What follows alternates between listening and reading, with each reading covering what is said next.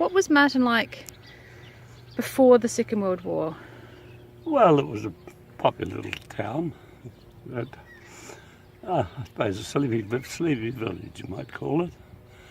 And of course, all the First World War men were growing, and they all had families and they had their own little homes. And it was, I suppose, similar to any other little town in Marton. So the impact of World War I on Marton with the land grants, tell me a little bit about that. With the, well, there was a big contingent went from Marton, and I think more went from Crofton. Crofton at that stage was more or less as part of the headquarters of Marton, and there were more Crofton people went from than any other area. Most of the top area, Tootenham area, was bigger farms, and they were sort of estates more or less. So when the World War I people came back, some of them were given land up there? Yes, well, the whole of Somerset Lane was turned into a sort of rehab area. And Mr. Dudding was one of the men that created that. He was a First World veteran. And he was one that he got a little farm himself. And all Somerset Lane was composed of First World vets. It was hard, but we accepted it, really. I went away from the 10th reinforcement just when the desert battles finished.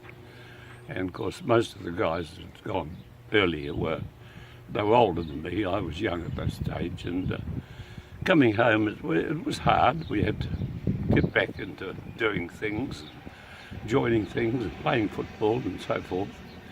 But it was difficult. A lot of them found difficulty finding right employments, and so a lot of them had to sort of going on to rehab farms. It was a different, it was like being reborn, you might say. Had Marton changed as a town much? Not really, no, not really. And how did the women and families react when you came back? Well, it was good and bad.